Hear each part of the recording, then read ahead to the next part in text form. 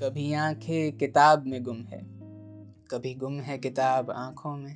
नमस्कार, आदाब, मेरा नाम है पथिक और चलचित्र टॉक्स पर आप सभी का मैं फिर एक बार इस्तकबाल करता हूँ। आज के इस वीडियो में हम बात करेंगे कुछ किताबों के बारे में जिन्हें मैंने 2021 में पढ़ी और मैं जिनसे प्रभावित रहा। सबसे पहली किताब है खालिद जावेद की आखिरी दावत और अन्य कहानियाँ। हिंदी साहित्य की एक मशहूर शख्सियत यानी उदयन वाजपेयी जी, जिन्होंने इन कहानियों का संकलन किया है, और खालिद जावेद, जिनकी उर्दू कहानियों को एक तरह से ट्रांसलेट या शायद ऐसा ही कह सकते हैं कि देवनागरी में लिखकर प्रकाशित की गई है। तो सबसे पहले तो उर्दू ज़बान का जायका इन कहानियों में बरकरार है। शमा फ़तेह अली ने इन कहानियों के बारे में कहा है कि खालिद जावेद की कहानियाँ इतनी अलग और इतनी अकेली है कि संसार की किसी भी भाषा में इन कहानियों का प्रोटोटाइप ढूंढने पर भी शायद नहीं मिलेगा।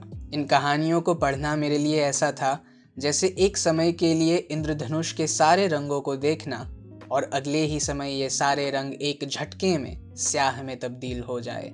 इन कहानियों की जो डार्कनेस है उसकी पाठक पर सबसे गहरी असर हो सकती है। इसके साथ इन कहानियों की थीम भी बड़ी दिलचस्प है, जैसे तफरीह की एक दोपहर जिसमें एक भूत अपनी कहानी कह रहा है। फिर एक कहानी है शोक गीत गाने वाला जिसमें एक जूता अपनी आप बीती सुनाता है। ताश के पत्तों का अजायब घर, इसमें मृत्यु के साथ संवाद है। जलते हुए जंगल की रोशनी में, इसमें नक्शे पर दिखाने वाले भूगोल को एक व्यक्ति की मानसिकता का सिंबल बनाया गया है। तो बात ऐसी है कि कहाँ से वो आपको वास्तविकता से कल्पना में धकेल देते हैं और कहाँ से कल्पना से उठाकर आपको वास्तविकता के बीच पटक देते हैं, ये मालूम नहीं होता। और इसलिए इस किताब को पढ़ना ज़हनी दौर पर भी एक नए अनुभव को जन्म देता है। दूसरी किताब है मानव कौल का पहला कविता संग्रह कर्ता ने कर्म से।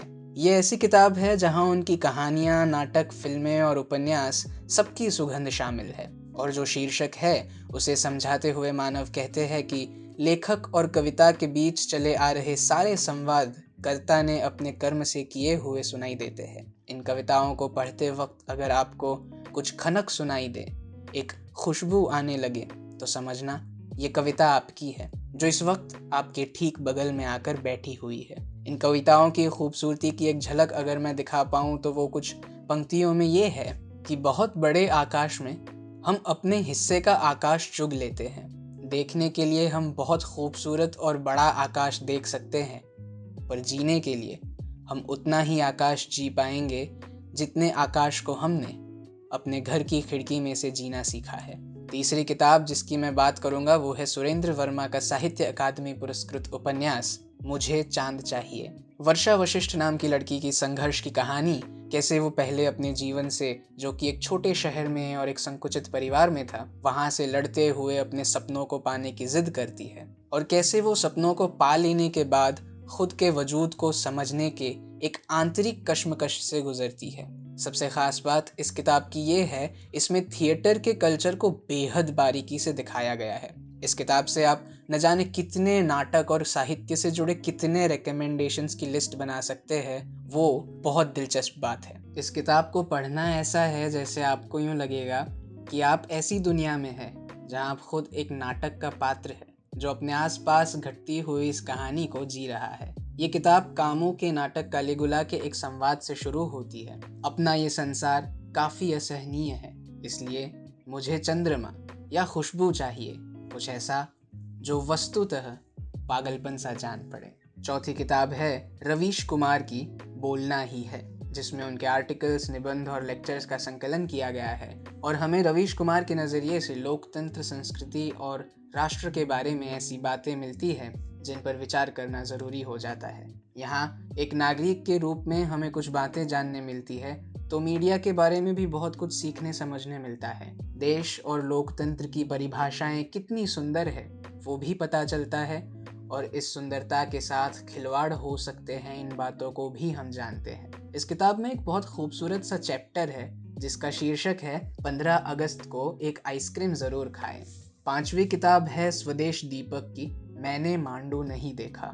जब एक असाधारण लेखक अपने मानसिक रोग और उसकी प्रक्रिया से गुजरने का वर्णन करता है तो ये देखने मिलता है कि एक लेखक कितनी सहजता से असहज बातें कह देता है। इस असह्य वास्तविक दुनिया के बीच रहते हुए कैसे अपनी एक अलग दुनिया में जीने का अनुभव, कितनी पीड़ाएं, यातनाएं और संघर्ष, और इन सब में एक लड़ते रहने का जज्बा, लेखन के लिए विचार, साहित्य की अपनी साइकी पर असर, ये सारी बातें आपको पढ़ने मिलेगी। किताब की शुरुआत में स्वदेश लिखते हैं, मेरी नदी खो गई, मेरा कहीं कोई पुल न था। या अपने ही अनुभव को अपनी स्मृति से लिखने से पहले वो कहते हैं कि कुछ अस्थायी स्मृतियां खंडित होती हैं। जेरी पिंटो के द्वारा इस किताब का अंग्रेजी अनुवाद भी हाल ही में प्रकाशित हुआ है। तो ये कुछ किताबें थी जिन्हें पढ़कर मुझे इस बात की तसल्ली थी कि मैं बहुत खुशकिस्मत हूँ जो मुझे इस दर्जे का साहित्य पढ़ने का मौका मिला। चलचित्र टॉक्स के ज़रिए आपसे फिर एक बार मुलाकात होगी ऐसी ही कुछ बातों के साथ।